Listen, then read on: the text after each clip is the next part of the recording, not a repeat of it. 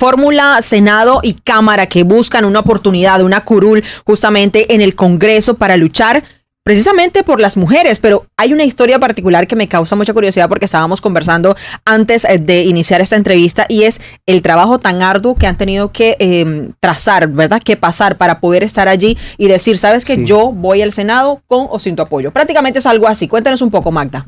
Bueno, básicamente nosotros estamos viviendo ese camino tortuoso de hacer una campaña política sin recursos, porque definitivamente la violencia silenciosa de la que hemos sido víctimas durante toda la campaña son esas puertas cerradas en las empresas de aquellos empresarios, incluso mujeres, que no creen en que unas mujeres sin maquinaria y sin padrinos políticos puedan alcanzar una curul en el Congreso de la República.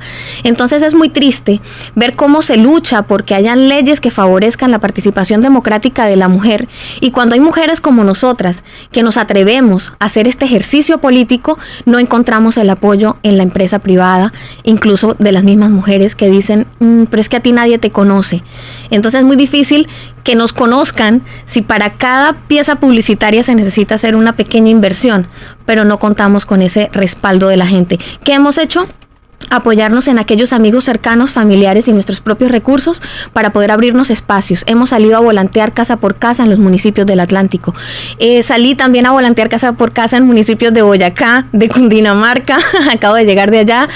Así, llegar al parque y decir, hola, soy yo, una mujer que quiere luchar por los derechos de las mujeres, y empezar a hablar con la gente, abrir espacios de medios de comunicación como ustedes que nos permiten mostrarnos a la ciudadanía, que les estamos inmensamente agradecidas.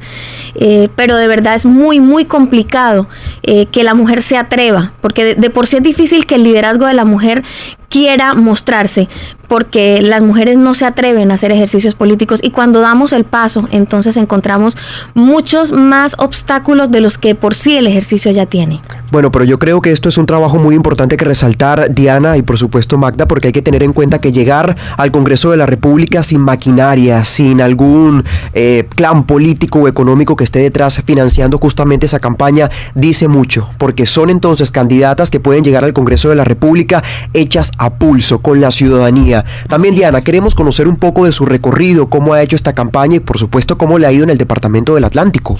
Bueno, mire, Diana Macías ha sido conocida en el sector público inicialmente porque, y lo digo con toda honra, ayudé a abrir las puertas para la Barranquilla que soñamos y que hoy día es una realidad. En el año 2008 presenté mi hoja de vida ante una convocatoria que se hiciere, y en ese momento ayudé a poner la casa en orden de la Barranquilla, que estaba desordenada, deshojada. Diana Macías, como una hormiguita, trabajó arduamente para poder reorganizar todo el sector descentralizado y en ese momento generar muchos ahorros para el distrito de Barranquilla, para que así el alcalde de su momento pudiera hacer inversión social. Luego Diana Macías se enamora de unos proyectos hermosos como son los de escrituración de vivienda, hice entregas de escrituras públicas a los barranquilleros, hice también algunos proyectos de mejoramiento de vivienda saludable, mejorando la dignidad y las condiciones de vida de muchos barranquilleros en los sectores de La Luz, La Chinita, 20 de julio, 7 de abril, y esos proyectos me enamoraron de esta parte política y pensé, nosotros las mujeres tenemos todo el potencial, la capacidad y ese fuego en el corazón interno para poder trabajar para la erradicación de la pobreza, y ese es el sueño que hoy me trae aquí a ser candidata a la representación de la Cámara de todo el pueblo que necesita y quiere erradicar la pobreza, y quiero ser esa mano amiga desde el Congreso para trabajar por ello. Yo me considero feminista en este sentido porque a mí me gusta ver mujeres empoderadas, mujeres que lleguen a los diferentes escenarios políticos, económicos y sociales con muy buenas propuestas, y en este sentido quiero preguntarles a las dos, Magda y Diana, ¿cuáles serán esas banderas de trabajo en una eventual llegada al Congreso de la República, en este caso desde la Cámara y por supuesto desde el Senado? 3 prioridades en la política que tienen para llegar al Senado, por ejemplo. Como primera medida, yo quiero ser una persona que impulse y apoye las fundaciones, porque los emprendimientos sociales tienen un objeto social que ataca de raíz muchas enfermedades que están ahorita afectando nuestras comunidades, ¿sí? Y son lugares muchas veces en donde el gobierno nacional no alcanza a llegar. Entonces, las fundaciones tienen una función maravillosa, que es ejercer la función social del Estado, pero las condiciones legales en las que están hoy las fundaciones, es muy difícil que puedan ejecutar sus programas por precisamente la falta de recursos. Que he venido desde antes, sin credencial, impulsando el trámite frente a la Cancillería de nuestro país para que nosotros podamos quitar esa talanquera que tenemos para la recepción de ayudas internacionales, por ejemplo. Porque las fundaciones, siempre que reciben alguna ayuda internacional, material, tienen que nacionalizar lo que reciben como si se fuera a vender, y realmente se reciben para regalar. Además, tienen que pagar todo el transporte de esas mercancías.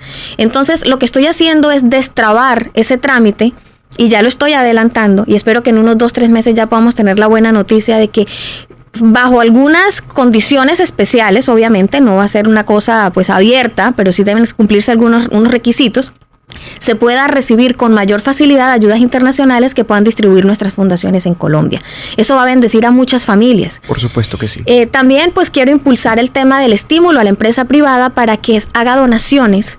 Eso sí sería a través de una reforma tributaria, o por lo menos un eje dentro de una reforma tributaria, para que la empresa privada se sienta motivada a apoyar la función social de las fundaciones, ¿sí? Que esa responsabilidad social la ejerzan a través de las fundaciones. Esa responsabilidad social. Porque se tiene como sinónimo de fundación limosna.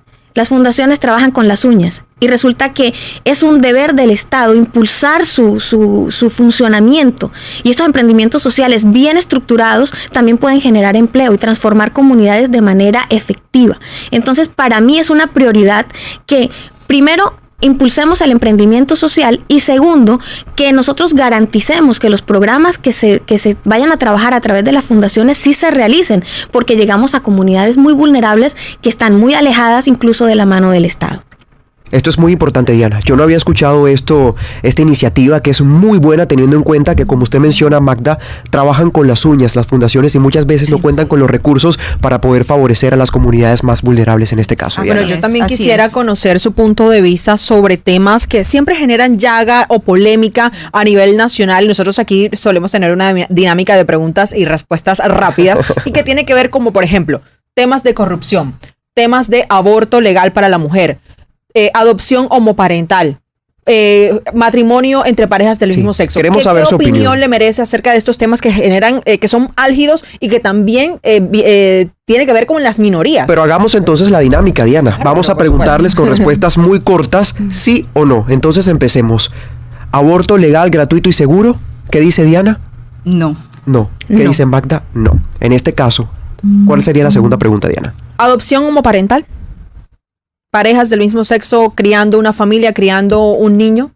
Sí. Darles la oportunidad de adoptar, por ejemplo. ¿Y Diana? También. También. Bueno. Fracking en Colombia. No. No. Radicalmente no. Aspersión con glifosato. No. Indudablemente no. Bueno. Recorte de las vacaciones de los congresistas aprovechando que van a llegar al recinto. ¿Qué dicen? Mira, ese es un tema que, antes de decirte sí o no, quiero explicar algo. Y es que la gente se ha acogido a un discurso populista conveniente, que es el que promueve el tema del recorte del Congreso, el recorte de salario. Están muy bien los congresistas si no trabajan. Eso es una bandera populista que la gente tiene que saber que no es cierto. Y no es cierto en la medida de 2 puntos, y empiezo. La fuga de dinero del Estado colombiano está en la rama ejecutiva, en donde se pagan las cuotas burocráticas que se adquieren en los compromisos que se hacen en campaña política. Allí es donde nace la corrupción. Entonces, no es en el Congreso. El Congreso no llega en gasto público ni al 0.5% del presupuesto nacional. Ya analizamos las cifras con Diana. Pero eso es... importante. En el Ejecutivo, ¿no? Sí, en el Ejecutivo el gasto va a más de, bueno, no tengo la cifra clara en ese momento, pero es un porcentaje muy alto al que la gente cree que se está gastando el país en la nómina del Congreso. Entonces, realmente eso es decir, recortemos el Congreso. ¿Sabe qué pasa si recortamos el Congreso? Se quedará sin participación muchas zonas del país. Porque si es así, y hay localidades en donde ni siquiera hay una representación, o los que tienen representación no se sienten representados, se quedarían por fuera. Se quedarían totalmente por fuera. Sí, entonces, es que este tema hay que analizarlo. Claro. Hay que analizarlo desde todo punto de vista y desde todas las aristas. El salario de un congresista no difiere del de cualquier gerente de una gran corporación. ¿Qué más corporación que el mismo Estado? El tema aquí, es hacer el control político que se tiene que hacer para que se cumpla la función para el cual uno fue elegido. Trabajos de veeduría, porque es que las funciones están claras, que no se hagan es otra cosa. Y eso requiere una dádiva del gobierno, un salario, una recompensa porque estás trabajando. Claro. 2, ser conscientes de que el valor que representa la nómina del Congreso no es la salida de dinero por el cual no se invierte en educación y en otras ejes del gobierno nacional. ¿Saben cuánto presupuesto tenemos nosotros en educación? El presupuesto más alto en la historia de Colombia, 49.9 billones de pesos aprobó el Estado en el 2021 para el 2022. ¿Dónde está esa plata? ¿Qué tenemos que hacer desde el Congreso? Una veeduría eficaz en donde sepamos, es que nosotros no tenemos ni siquiera que pedir que se invierta más, por ejemplo, en educación, porque plata hay. Las inversiones están. Claro, los presupuestos están asignados. Lo que tenemos que hacer es verificar que se apliquen en programas eficaces y que lleguen a cada rincón del país, porque el 90% de nuestras escuelas y colegios están en la zona rural.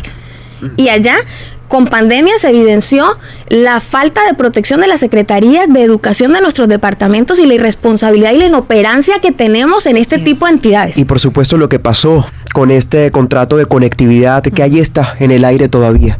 Pero yo quisiera preguntarles también justamente por eso y quisiera arrancar por Diana, por ejemplo, ustedes que son mujeres, que se ven empoderadas, que hablan como tal, que tienen muchas propuestas, ¿cómo van a hacer para devolver esa confianza en el Congreso de la República, teniendo en cuenta lo que ha pasado con mujeres líderes en la política, como por ejemplo la presidenta de la Cámara de Representantes, Jennifer Arias, con este presunto plagio de su tesis, la exministra de las TIC, Karen Abudinen? En este sentido, ¿cómo van a recuperar esa confianza en que las mujeres van a llegar, por supuesto, a hacer lo correcto? Diana. Sí, lo que pasa es que nosotros como mujeres venimos a representar un nuevo sector de la política y queremos ser esa renovación política en el Departamento del Atlántico y en el país.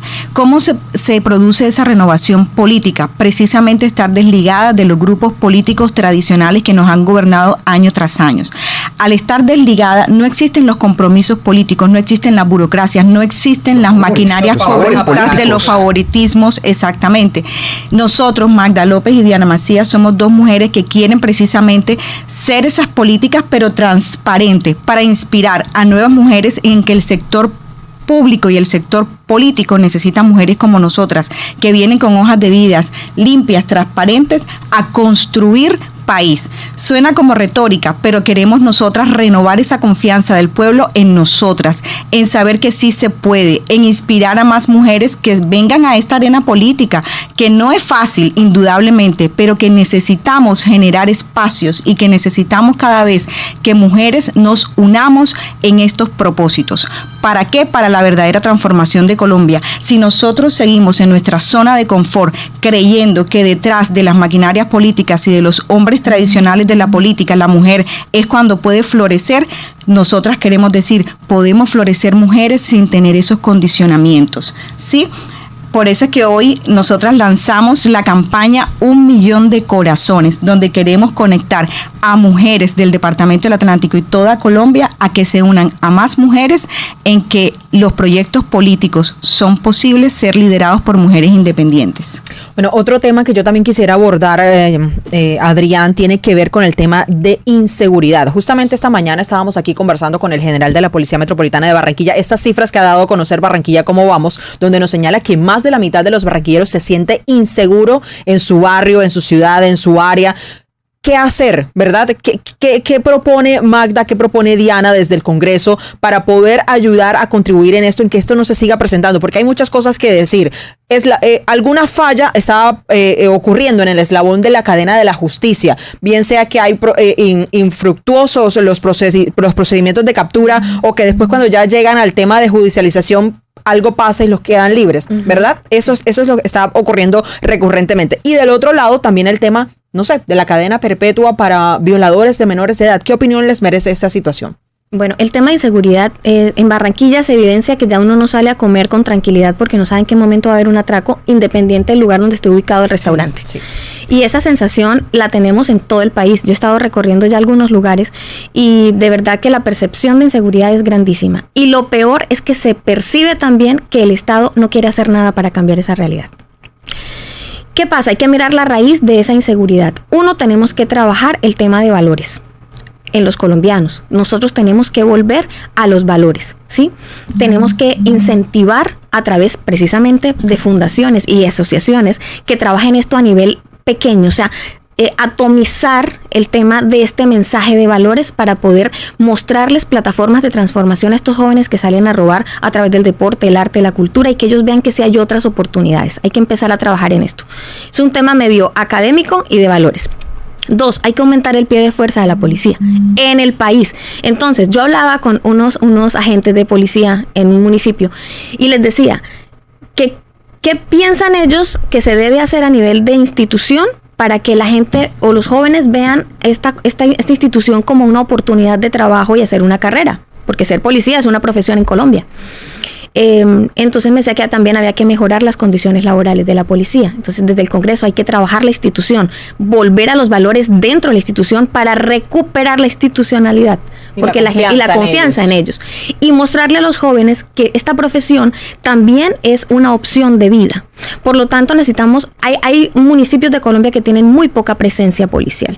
Entonces eso también tiene que ver con la percepción de inseguridad para el ciudadano y de seguridad para el ladrón. Dice, bueno, salgo y robo, no pasa nada. Tercero, hay que hacer una reforma a la justicia, porque Colombia necesita ajustarse. Estamos demasiado laxos en el tema de que la flagrancia, que no se puede atacar, que no sé qué. De hecho, hay comentarios, por ejemplo, aquí en Barranquilla, perdone que le interrumpa, Magda, que se trata mejor al delincuente que una persona que todavía puede gozar de la presunción de inocencia. En este caso, por ejemplo, que lo capturan en flagrancia, intentando asesinar de pronto a su pareja sentimental, y es mejor el trato que se le dan a este tipo de personas. Entonces, ese punto me parece clave. Claro, y eso hay que revisarlo con mucha minucia y hay que empezar a trabajarlo porque se tienen que fortalecer las leyes en el país. O sea, ser un ladrón tiene consecuencias y esas consecuencias son pérdida de la libertad y de otros derechos que la gente tiene que pensarlo 2 veces antes de hacerlo. Ahora la gente cree que llegan a una URI y a la media hora salen, entonces no pasa nada y se volvió un arte robar. Salen libres por vencimiento de términos. Y tercero, y cuarto ya sería el punto, también creo que hay un alto porcentaje de migrantes que están involucrados en esto. No quiero decir que todos es estigmatizarlos porque conozco del vecino país amigos que son muy valiosos y hay muchos profesionales también limpiando vidrios en las esquinas de nuestras ciudades porque están en todas partes y eso tampoco es justo porque ellos no están siendo felices en esas condiciones terribles. Eso es un tema de derechos humanos. Entonces, ¿qué vamos a hacer con una problemática que está ahí presente?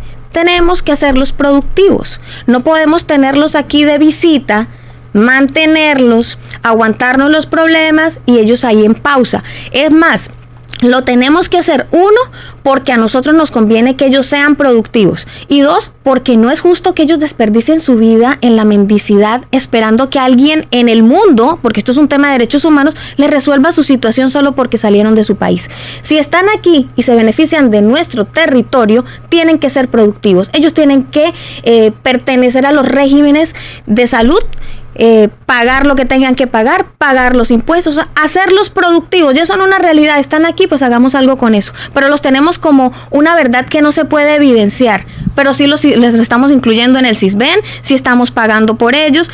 Entonces, esta dualidad en la que está el pobre venezolano también de que yo quisiera trabajar pero no puedo, yo quisiera hacer esto pero no puedo, eso nosotros tenemos que ayudarles a solucionar y hacerles plataformas en donde ellos puedan ejercer sus profesiones. Incluso yo propongo que se hagan espacios donde el venezolano atienda al venezolano por el tema de responsabilidad civil médica, por ejemplo. Abrámosle los espacios, creemos una clínica para venezolanos que lo atiendan los venezolanos.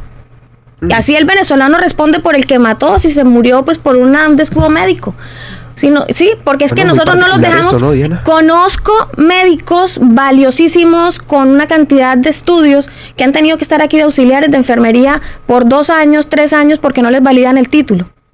Entonces, unos se aguantan eso, otros no. Otros de pronto se quedan por ahí trabajando en otros temas o se van del país. Y de todas maneras tenemos que valorar el talento que llega a nuestro país como es Estados Unidos. Así es. Sí. Y yo anotaría otra cosa en el tema de seguridad. Indudablemente, cuando nosotros analizamos el árbol causal de problema de la seguridad, es sin lugar a dudas el desempleo, es sin lugar a dudas la falta de educación. Aunque muchos dicen que es una falacia, porque de hecho Fico Gutiérrez, que es uno de los precandidatos por la coalición Equipo por Colombia, dice que no se debe al desempleo o a la falta de oportunidades, claro, porque eso sí es estigmatizar al joven, es decir, que entonces todos los que no tienen oportunidades y empleo se pueden convertir en delincuentes. Pero es una de las causas, que justifica la delincuencia, es una de las causas que año tras año se ha cogido como el caballito de batalla para no darle la oportunidad a los jóvenes, porque eso sí impacta en la seguridad.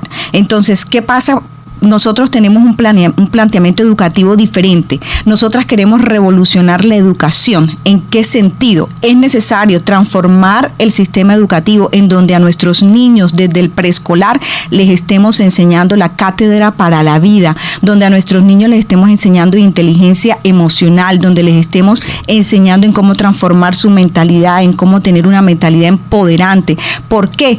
Porque de aquí a 20 años, 30 años, 50 años, 200 años, nosotros vamos a poder erradicar la corrupción. La corrupción es sistémica, está en el sistema. La corrupción no solamente está en los altos estamentos del Estado, es algo que afecta transversalmente a toda la sociedad. Y la manera como nosotros podemos erradicar tanto la inseguridad como la corrupción es a través de la modificación del sistema educativo colombiano. Y un sistema educativo que no se transforma es un sistema educativo que sigue manteniendo la ignorancia de nuestro pueblo colombiano. Y es por ello que el político no quiere invertir en la transformación del sistema educativo. Y nosotras, cuando lleguemos al Congreso de la República, haremos todo para que el sistema educativo sea un sistema que sea renovado e impacte la transformación de vida de los colombianos. Muy contundente este mensaje. Y es que todo empieza desde casa, ¿verdad? Todo empieza desde casa. Si uno como madre permite que el niño haga algo que no está bien, sabe que ese va a ser un adulto que va a crecer con esas problemáticas. Por supuesto que sí. Y al hablar de corrupción, yo quiero mandarle un mensaje a todos nuestros oyentes. Y es que pensemos en algo ahora que estamos en plenas elecciones, en pleno debate. Que se cuestionen y se pregunten esto desde hoy. ¿Qué diferencia hay entre un votante que recibe 100,000 pesos por el voto solo porque le resuelve su propio problema de hambre de hoy? Sí, está pensando en él mismo. No importa quién me da esa plata, no me importa lo que vaya a hacer al Congreso, no me importa lo que apruebe, no me importa lo que proponga. Solo sé que si me da esos 100,000 pesos, yo tengo comida hoy y mi familia va a estar bien hoy.